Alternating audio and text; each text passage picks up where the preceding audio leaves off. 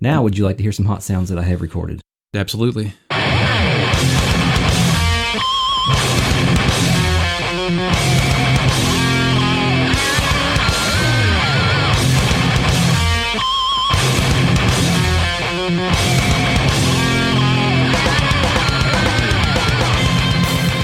Welcome to Retrograde Amnesia, a comprehensive podcast series about Xenogears where we blend our adolescent memories with contemporary reality in order to entertain ourselves for hundreds of hours. My name is Chris Stone, and I am joined today by Eric Lehman. Hey, Eric, how's it going? What's up, Chris? I wrote 1,000 words about Final Fantasy VIII today, but I'm going to talk about Xenogears tonight. Congratulations on that. I'm glad that you are keeping yourself in your 1998 headspace. Yes, absolutely. With maybe slightly smooth textures, although I am working with slightly smooth textures in my... it blends together super well on a PlayStation 3 smoothing option. I feel like that feature on the PlayStation 3 was a little bit ahead of its time. Yeah, absolutely. Well, PlayStation 2 did some of that too, right? Couldn't you, weren't there some texture smoothing? It wasn't the same, but you could improve load times, and I think there was some smoothing option too. You had to do it in the main menu, not in the cross-media bar. I do know that I was very excited to get a PlayStation 2 when they first came out, because not only because of the scarcity, but because I had messed up my PlayStation 1 so much trying to do the disc swap trick to try to play imported Dragon Ball Z games that I messed it up. So during certain sequences, specifically the Xenogears ending, the disc would fuck up and I would have to reload it. So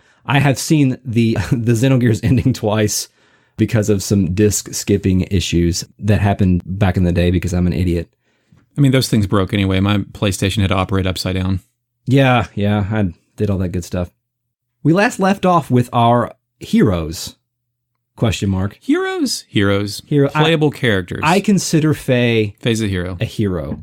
I remember him a long time ago as sort of whiny. I mean, sort of a teenager. I was a teenager, and I was not self-aware enough to understand that Faye was also myself, this teenager who is conflicted about who he is. And I mean, I didn't have as many issues as Faye did, but I should have been able to relate to Faye, but I didn't. And now he's sort of become there's a little bit of empathy I have towards Faye because he's going through some shit.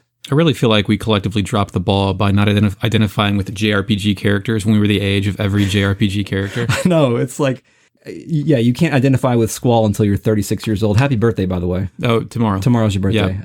Thank you. Congratulations on, we're only 4 years away from us being able to call this podcast two 40-year-old men talking about a 25-year-old video game. Designed primarily for children. Yes. Yeah. Yeah. I mean, but normal stuff. These are the things that happen once you become comfortable with where you are in life. You just start doing dumb shit like this. Yeah.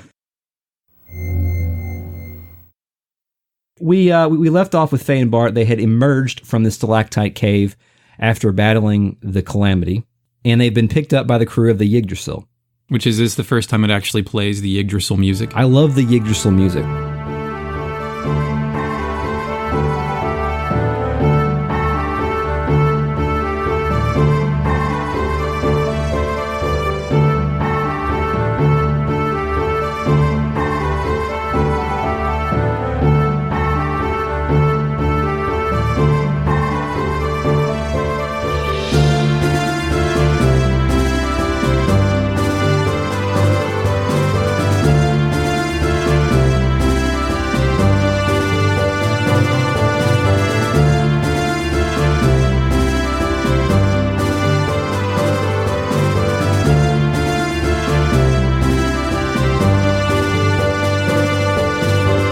But here's the thing. In my head, this music was a lot slower, and I was like, what the fuck is going on? I agree, because at one point, a little bit later, when you transition from the hideout to the ship or vice versa, the music restarts. And I'm like, is this a faster version of the regular track? But it's not. It's the same track, right? Well, no, it's actually two tracks. The Yggdrasil theme that we're familiar with, the actual track has about a 30, 45 second different opening intro that's sometimes not attached.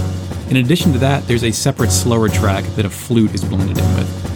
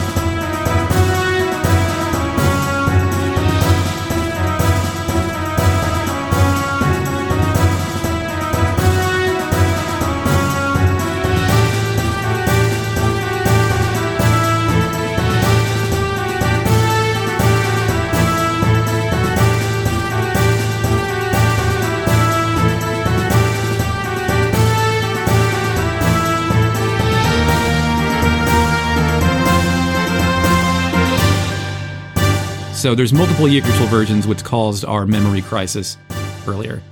All of them are good, appropriate, moseying about my ship theme music.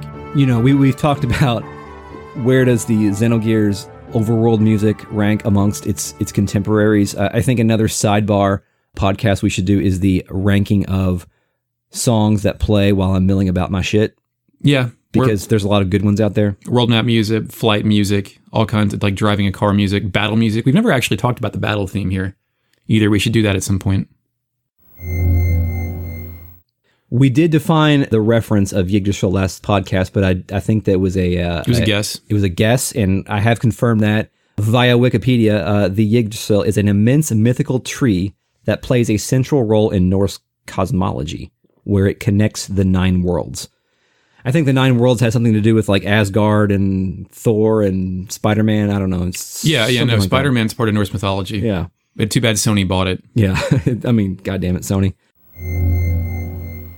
So we're on the Yggdrasil. We love the song. And all that's in there is just your gear and Bart's gear. And gosh, there's a bunch of room for more gears. I think we should put more gears in there. I think we should too. One of my favorite things is having a ship that is your own with storage for all of your shit. Yeah. Like visible storage for all of your shit. In Final Fantasy VII, when it had that room for the chocobo, I was like, man, I can put my gold choke. He can live here. I can take him. Like, I know it's all just moving between screens and stuff, but if I can take my shit with me and have it visible on screen. It's a nice touch. Yeah. It's a nice touch, even if a lot of that space doesn't actually have any mechanical benefit. It adds to the environment. It adds to the feeling of being there, being in the ship. Well, it prompts you to talk to the mechanics a couple of times. Did you speak with the mechanic by your gear, or is that later? Actually, you can speak with the mechanic now. You are forced to speak to the mechanic later, and he says the same shit. Yeah, he's basically like, this is messed up. We don't have any of these parts. They refer to also, there's some unremovable parts, and they're referring them to as black boxes that they can't take off, and Faye's like, oh, well, that's weird. That sounds like somebody trying to localize something and really trying to grasp for the next available metaphor. Yeah. Yes, grasping for the next available metaphor is something that I think that in 98, we will struggle with. Yeah, TWA Flight 800 black box is a big topic then. That's true. So do you get to control the Yggdrasil, or do they drive it to the pirate's lair for you? They drive it to the pirate's lair, but not until you go to the bridge and talk to Sigurd. So first you can explore the area a little bit. Oh yeah, right. Did you talk to the doctor?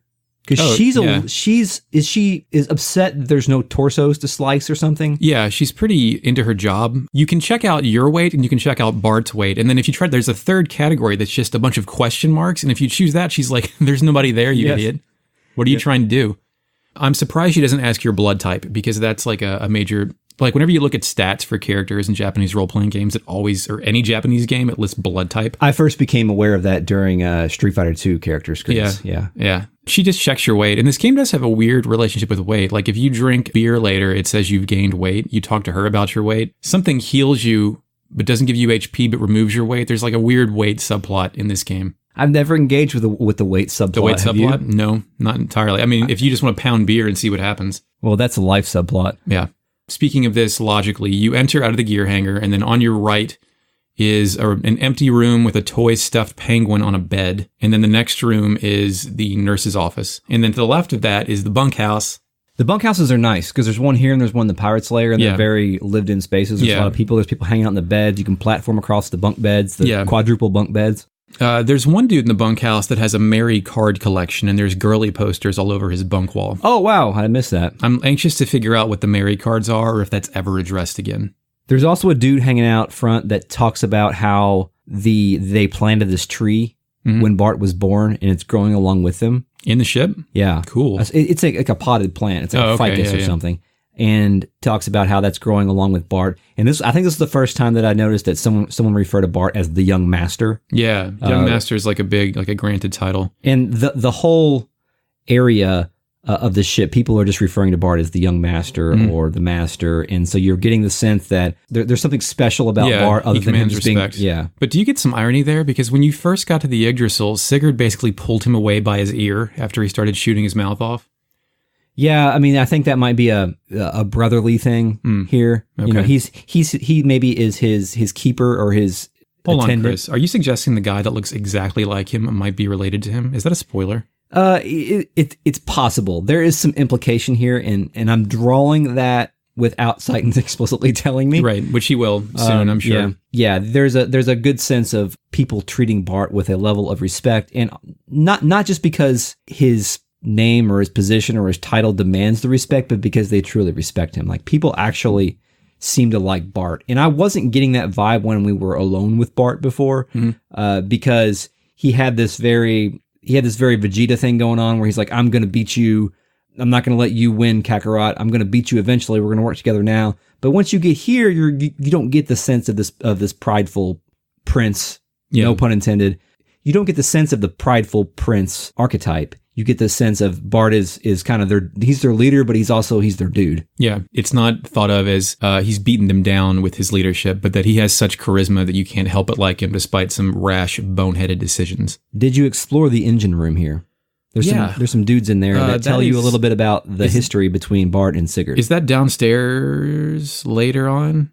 The implications of the Bart and Sigurd relationship in the engine room? Well, the mechanic tells you for some reason? Some shit. I didn't catch it all because I think they only tell you once, and they don't repeat it, and I missed it. But I think some shit blew up, and Sigurd was pulling Bart out of the fire or something, and that's when they lost their eyes, their respective opposite eyes. I've got Sigurd and Bart got in a fight and each lost one eye.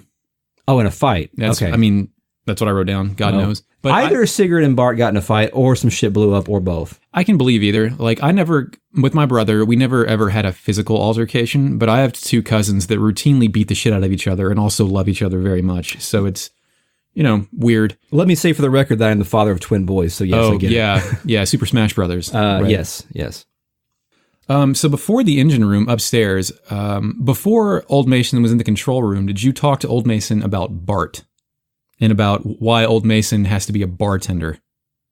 Well, I did go up to Old Mason's bar, and I wondered if Old Mason is maybe a character from Downton Abbey, because that whole area upstairs in the Yggdrasil, where he's got a very sort of speakeasy feeling bar, but he's also got that British butler sense to him. So the whole area is themed.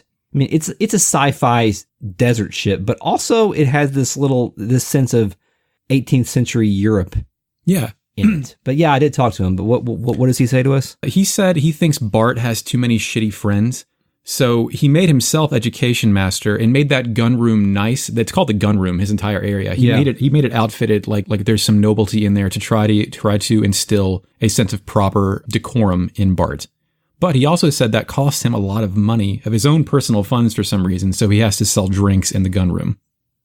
Oh, so he's not a bartender by choice. No, well, not. I guess it is by choice, but he has to work. Like, I have him down as an indentured servant. Like, he cares, he can't leave, but he may have invested too much of his own wealth in a business he does not own. That's very true.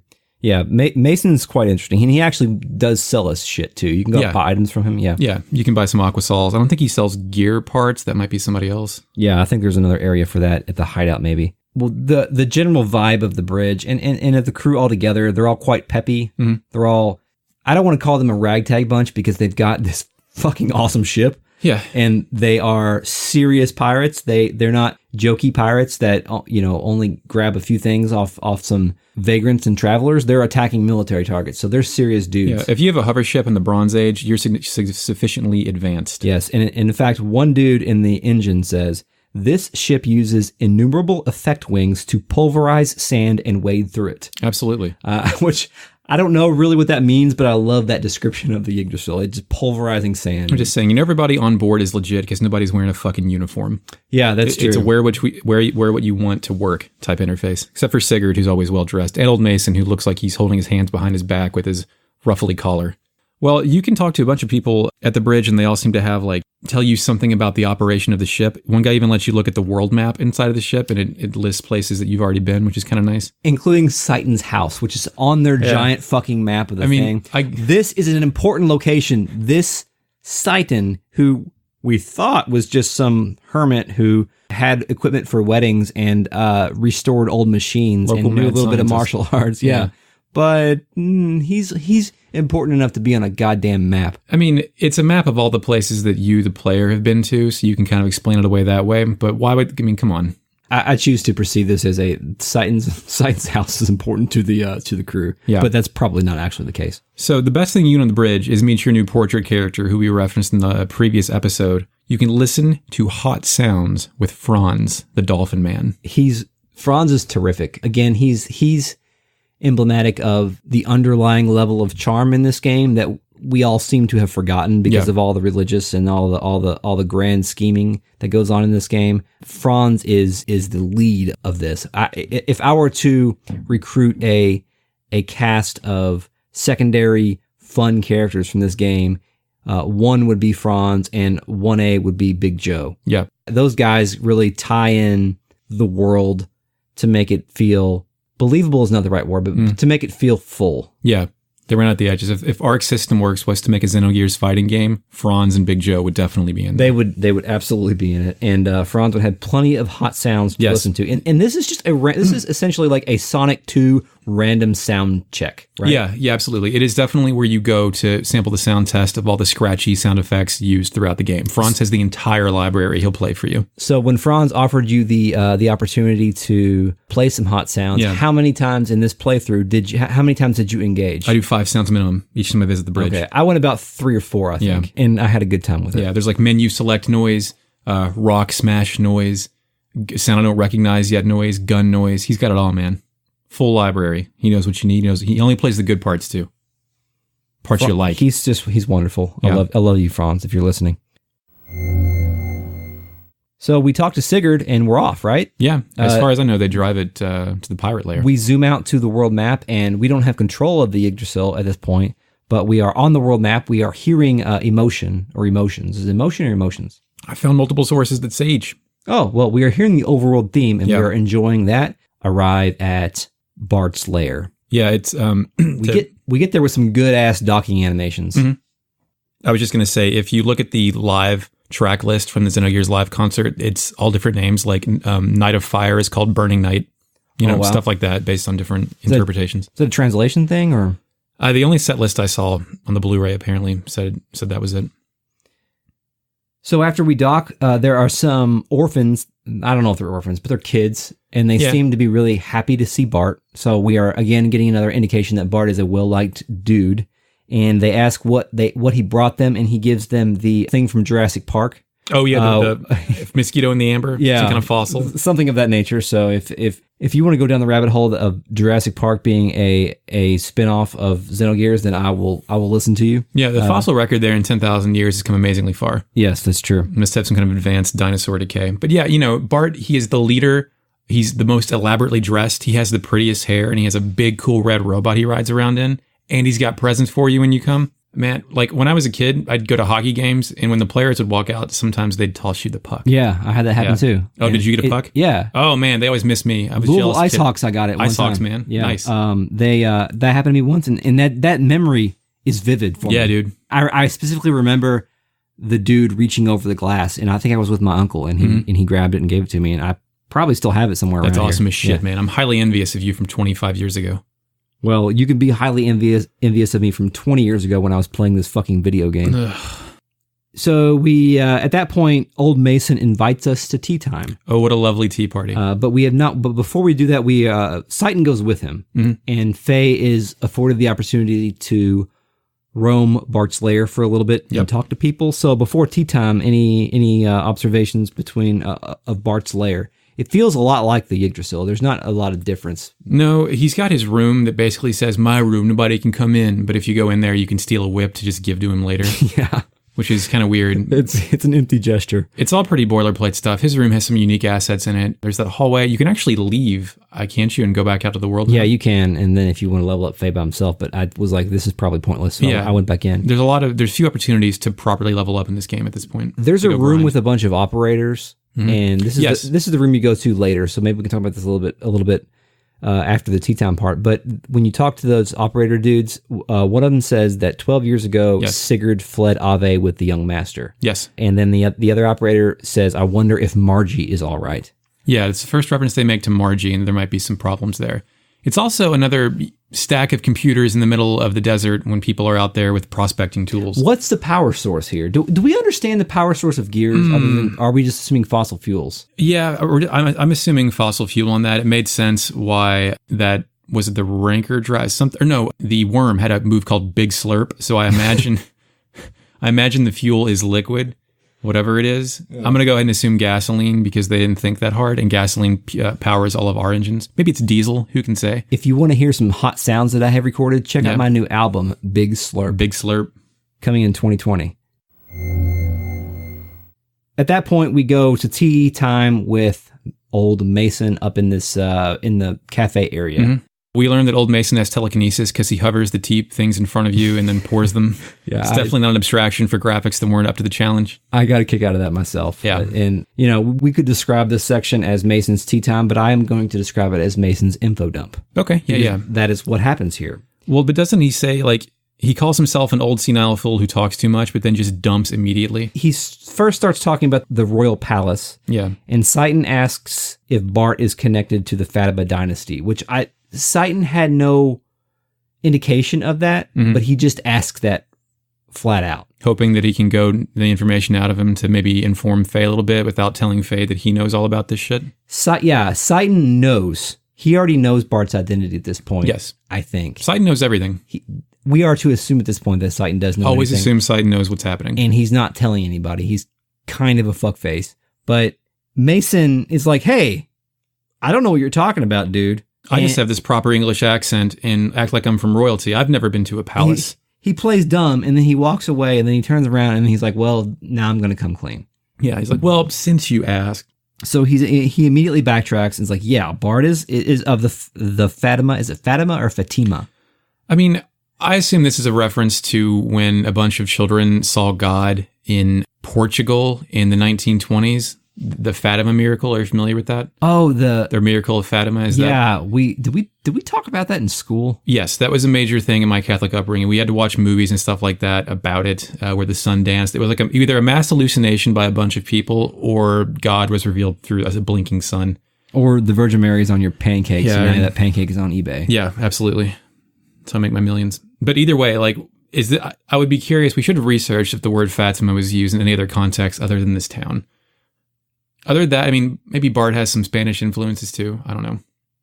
So at this point, old Mason is just bearing his soul, or bearing the soul of his info dump. You can tell he likes to talk and tell people about stuff. A lot of older men, let's say men over 75, especially those whose partners have died, love talking and telling you about shit. Yeah, we'll tell you about shit all day long. Never go to a barbershop.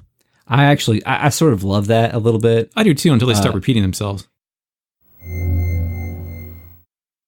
So Prince Bart, as we come to find out, P-Bart, yeah. Bartholomew Fatima, he's supposed to be dead, but hey, guess what? Mm-hmm. He's a pirate now. Mason tells us that he and Sigurd have rescued him from Citan, who we have heard mentioned once to this point, right? Yeah, Bart mentioned, it was mentioned in a passing reference to something else.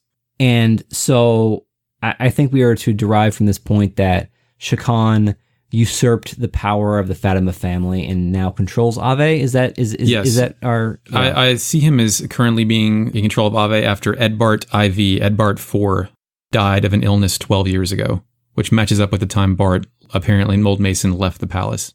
Mason then sort of starts reflecting on his personal feelings or his relationship with Bart, and says that he hopes that the young master would grow up to be a great man. Yes, he thinks great man should be to be a good person is more important than being a king. Yes. Which is a traditional kind of... Does that sort of conflict with how we saw the crew interact with Bart earlier? When we were first introduced, when they were first attacking the Ave transport, and everybody's like, what the fuck is Bart up to? Yeah. What the fuck are you doing? He's a work in progress. Yeah. I feel like maybe when Mason says that he hopes the young master would grow up to be a great man, he's implying that he's not a great man at this current moment. Sure.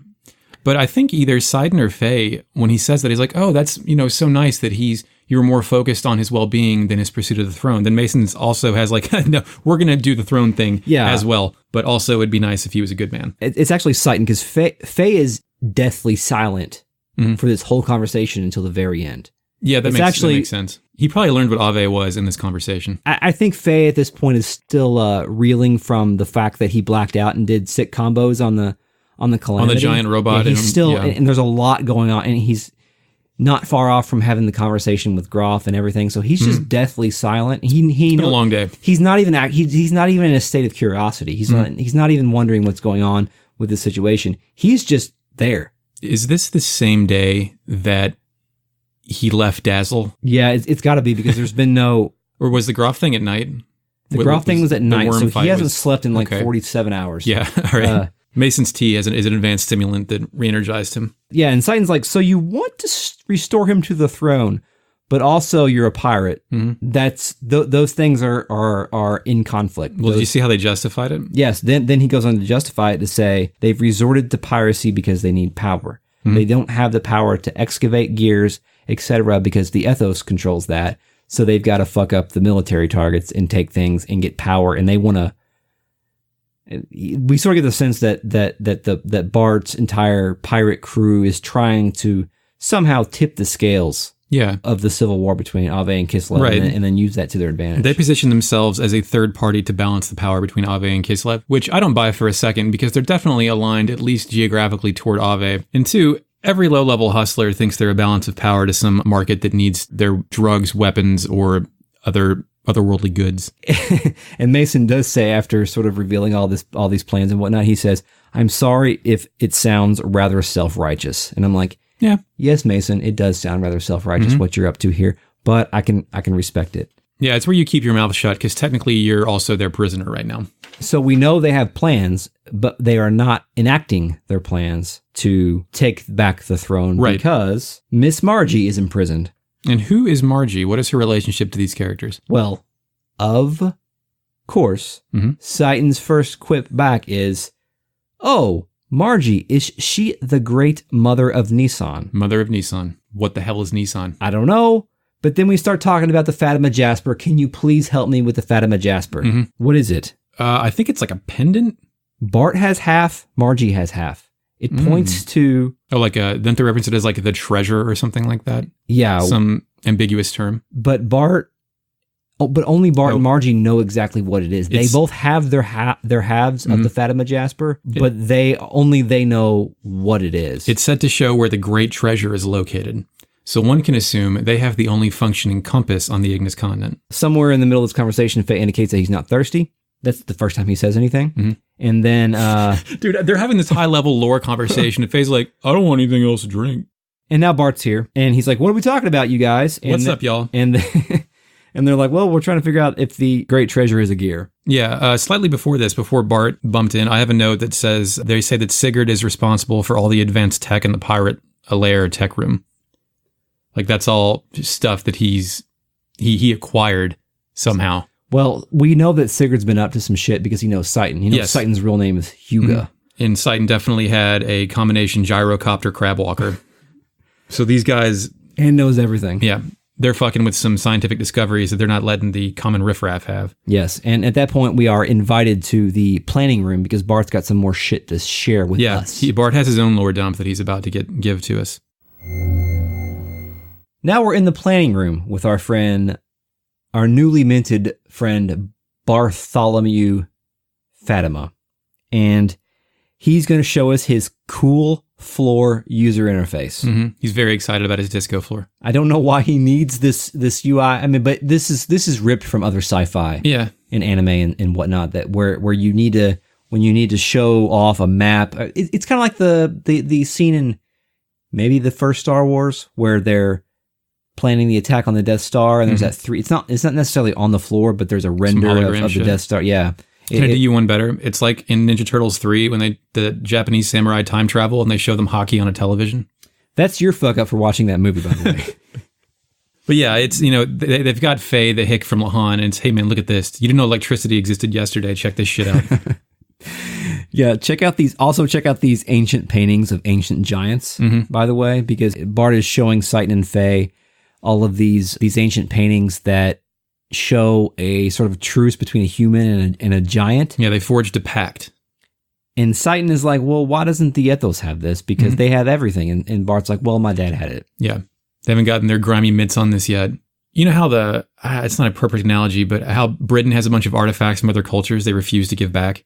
Yeah. It's kind of like that, but in reverse, where the church hasn't gotten their grimy mitts on this stuff yet. Do you think Bart do you think he believes that there's a pact with giants? Because we know now these gears are not autonomous beings. There's people operating those. So do you think his ancestors were being deceived and there were fuckers in those gears? Or do you think he actually believes there was a sentient race of giants and that's how that legend has persisted? I think the people are smart enough to know that the giants were gears. Okay. And I'm not sure if it was Citan or if it was Mason, but in the previous conversation, they were wondering if the Fatima Jasper was going to point to a gear, to the weapon. There's already these intertwined legends about giants. So I would like to think that the people of this world are not stupid enough to just think that they were literal giants. Yeah, well, I don't know, man. People interpret religion a lot of different ways. That's true. In form of much. I mean, I don't think we're supposed to think this deep about that, but it does raise some weird questions with that stuff. So before we actually get to the next part of this conversation, there's a really wonderful thing going on in the background here that I don't know if you noticed or not, but this is the same room we talked about just a few minutes ago about the operators that are kind of typing away at the computers. Yeah. I really love the fact that all of the operators are bald and have goatees. Yeah, dude. Like, is that the Some uniform? of them have like red do-rags, right? Like they're all in kind of fatigue type things. Well, specifically the guys that are sitting there pounding away at the computer, all of those guys are bald. Look, and all of those guys have goatees. It's probably really hot in there. Yeah, that's true. So they wanted to minimize the hair, but still wanted to customize their face a little bit. But That's the goatees. In their attempt to customize or to show some individuality, they all came up with the same facial hair. Yeah. And that's just what happened. I guess that happens in modern day where every dude has a beard now. So Yeah, absolutely. Chris and I both have beards. Yeah. Well, welcome to beardpodcast.com. So Because we're trying to hide our hideous faces. that's right. Next, do you have the new crisis of why does Faye think everyone wants to make him fight? And men go over reasons for fighting. The first thing that happens here is that Bart is trying to enlist the help of Citan and Faye. He knows they're capable warriors. To rescue Margie, yes. Because he's seen Faye. He's seen Faye's combos and his ability, his gear, everything of that nature. And he's like, yo, you should help me here, fellers. You think you should help me, or yo, we can use these guys? I get both reads throughout these whole next couple of scenes. Yeah. The way Bart presents himself towards Faye, especially in the first conversation about this, it does really feel like he's just like, well, I need these guys to help me because this is important. Yeah. But Faye always wants to know, like, the only thing anybody wants from him is for him to beat ass. Yeah, and it's very true at this point. He has no other quality that appeals to people. He is essentially, since the destruction of Lahan, he has been utilized solely as a weapon. He's a wrecking ball. By Citan and by Bart. And you can tell it's part of Citan's scenario because connecting Faye with these people brings him into a social circle that is going to advance whatever agenda Citan has planned toward Faye's development. And Faye being the teen that he is, before he storms off in this scene, he says, this is not verbatim, but he basically says, I don't have time to help you with your problems because I've got enough shit on my plate. Like, I've got my own shit going on. I'm still trying to figure out what's going on. And like we said before, this was probably less than 2 days since the Groff conversation. Yeah. Since his entire worldview and his entire perception of his own existence has been completely shattered because of all of these new characters that have been introduced. And now he's like, now basically he's being asked to take part in a revolution. Yeah. Hey, help me usurp the throne. Yeah. Because Faye has no context on who are the good guys and who are the bad guys. And in fact, we don't really have that either. Like, Bart and his crew, they're pirates. Yeah. We know them as pirates. We don't know who the just party is here, really. Yeah, but who would you trust, a guy named Bart or a guy named Shuckin'? Well, it depends on how racist you are. That's right. We are led to believe that Bart's crew is the just crew because they are the rightful heir. I'm sure there's a name for that trope, but when somebody is ousted from power, that becomes their cause. That's a just cause for war, to retake the throne. Right. If you've ever played Crusader Kings 2, you also know a lot about this too. Crusader Kings 2 turns that into a math problem, but it's also awesome. Yeah. So I've got that Bart and Faye agree that neither of them like fighting, but they both feel compelled to do what is necessary. And do you have who ultimately comes in and sells Faye on the idea of helping them? After Faye storms off, he's upset because he's being, Bart's trying to weaponize him again. And he goes and hangs out at the gear hangar again. And that's where you can talk to the mechanic officially. Yeah, and Sigurd and Citan need a word. Mm-hmm. And this is a weird scene.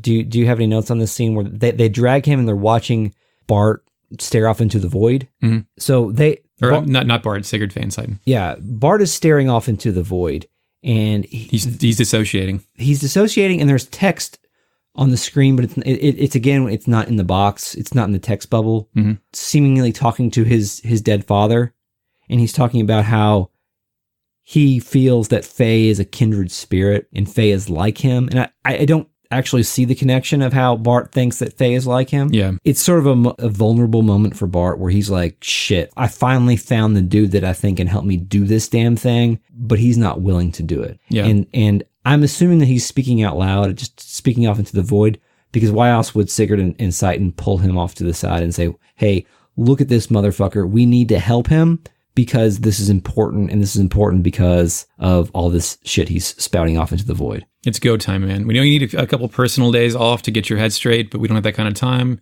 We've seen that you function well under pressure, so let's put even more pressure on you to rescue a person you just found out existed. Nonetheless, Faye's like, I gotta fucking go to bed. Yeah, he goes to sleep. I think that's the first time we actually get the sleep music, right? You can get it if you rest at at the Dazzle or at the Dazzle bar, or you can actually go back and in the beginning of the game, you can go back and rest in Faye's room. The Dazzle bar, I love it. You just go to sleep in the fucking corner of the bar. Yeah. So once Faye goes to sleep, Bart's lair is under attack by what sounds like a drill.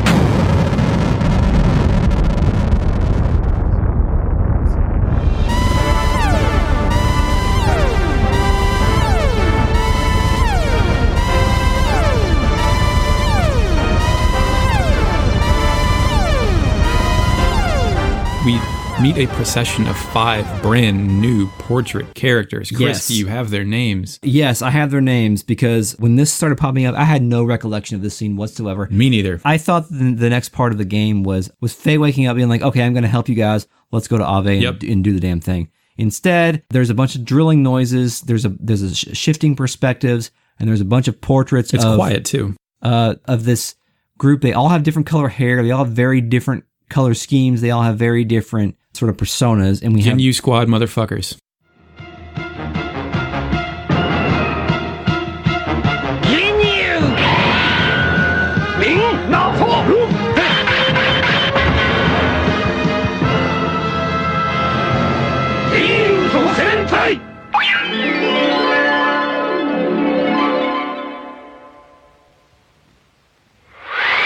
We have Breuer, we have Helmholtz, we have Strotsky, we have Vance, and we have Rink. Yes. I looked up all of their names. I Googled all of their names, and I really could not find any sort of explicit connection between, the naming convention. Like, these aren't the Koopa Kids who are named after musicians or anything like that nature. Yeah. These are just names. I don't know if there's any significance. They're identified as Gebler Special Forces gears.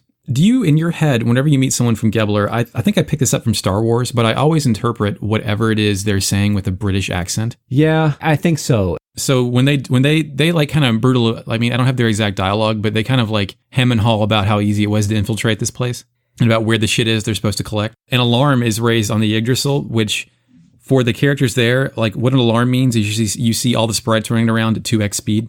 Like, it's really funny to watch them like bounce about the bunkhouse like that.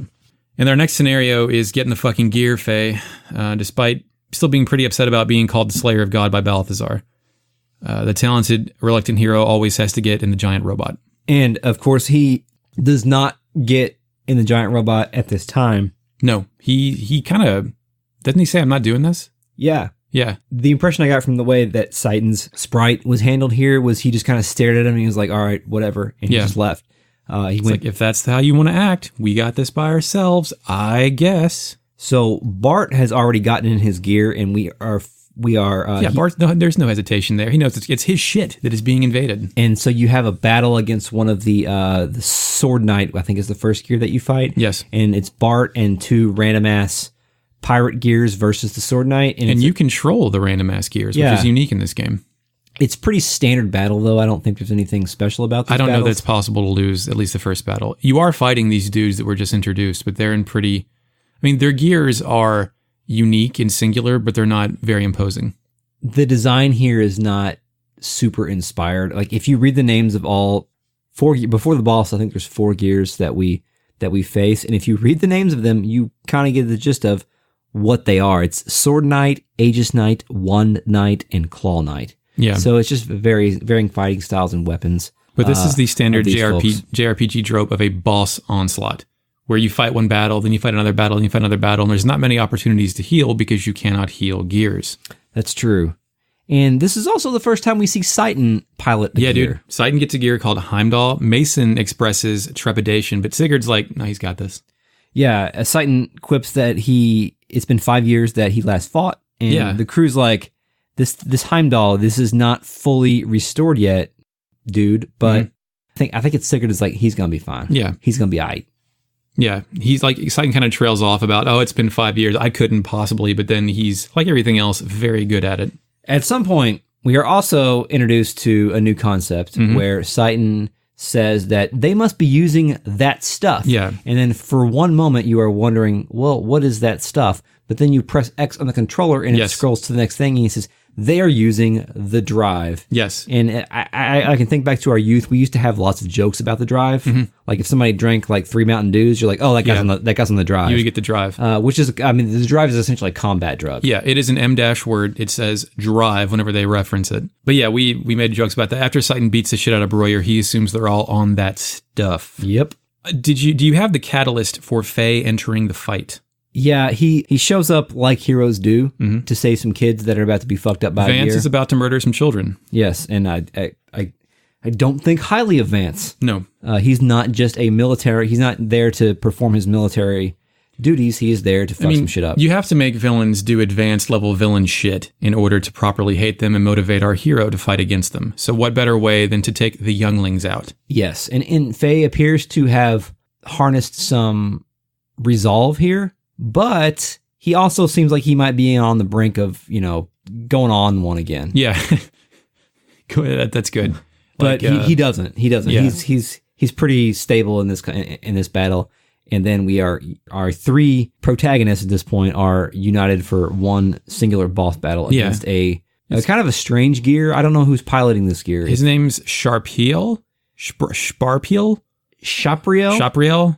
I looked up Shapriel to see if that was a specific reference to something. Yeah, is it an angel or is it nothing? It does appear to be the name of a biblical angel or something like that. Because it I said appears. It's actually nothing. But it's just a giant fucking drill. It is. Like, this is a low-tier boss design. It's not robotic in nature. It seems like it can sort of bend a little bit. It had a practical purpose. Do you think it was just a big drill and they attached a bunch of like broken gear parts to it and made this thing? Because I think we're left to assume that's how they burrowed into the Yggdrasil, right? Like that's how they infiltrated, is they dropped this fucking thing in to make the hole and the rest of them got in there. That's true. That's true. It could be that, or it could just be like, hey man, just design a boss for this battle. Yeah. You do drill, man, Lenny. But it worked out. Yeah, you should at this point have combos, I think for Citan, Bart, and Faye that transfer to your gear that you can perform some pretty Bart is default with 1. I don't think he can pick up another death blow until later in the game. That's right, you haven't really been on foot with Bart yet. So now we are into after they defeat this, I guess the Gebler Special Forces have retreated. Yeah, they pull out. Faye, he wonders a little bit about selfishness, about why he's so, like, he's like, how could I be so selfish? He's sort of having this moment of realization of why didn't I just get in the gear to begin with? Yeah. As we said, Bart was there. He was putting himself on the line right from the get-go. Then at that point, he has the Shinji moment where he mustn't run away.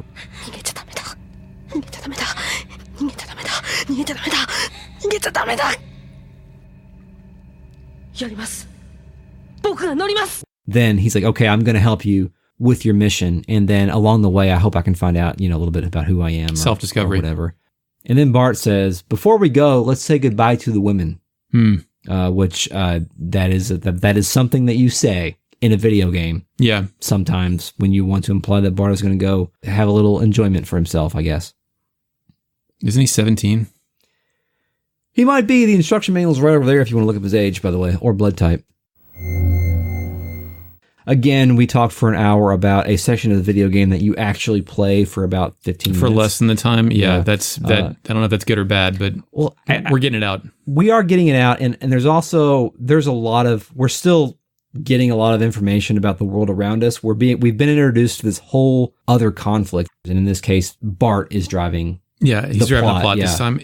I really am anxious to see how this game handles this, because one of the big faults of JRPGs, and what I noticed today when writing about Final Fantasy VIII for a while, is when characters are introduced, you usually introduce to their conflict. At some point in the plot, you solve their conflict, and then the mystery is how those characters persist after the conflict into the greater story, and whether the game drops them, whether they keep developing actual characters and helping you solve problems through the conflict that they've solved. We'll see if my memories hold up, but I think in this case, that's yes to some and no to others. Yes, and you know which ones are which at this point too. Yeah, well, we do because we've played it, but this game, I think Xenogears may have slightly too many characters. But also, this is not Chrono Cross or Suikoden. Oh god, yeah, compared to that. But also, that's a different story. So thanks for listening today. We appreciate each and every person that listens to us. If you can, support us on Patreon at patreon.com/retroam. Follow us on Twitter at retroamnesiapod, or you can email us questions, comments, concerns, corrections, pretty much anything you want us to talk about, and we promise to read and respond to your comments in the future. You can, if you would, please review us on your favorite podcast service. That would be much appreciated. That would help us out. And as always, thank you to Mark Shepard for the intro track. This is the first time we are thanking Mark Shepard for the intro track when we have actually heard a sample of the intro track. Yes. And it fucking shreds. It's really good. Mark is, he made it metal as fuck, and I think it really succeeds in being extremely Mark Shepard for his style. Check out the Cuddle Dragons podcast to hear his take on the Double Dragon theme. Yeah, that's really good too. I really like it. Yeah, I was grinning ear to ear when I heard it. Not to go too behind the scenes, but we were anticipating how this was going to turn out, and it is a cover of Men of the Sea, or Man of the Sea, from the Xenogears soundtrack. So that's all we got. Until next time. Yes, we will kill God. Now, you can go back to sleep.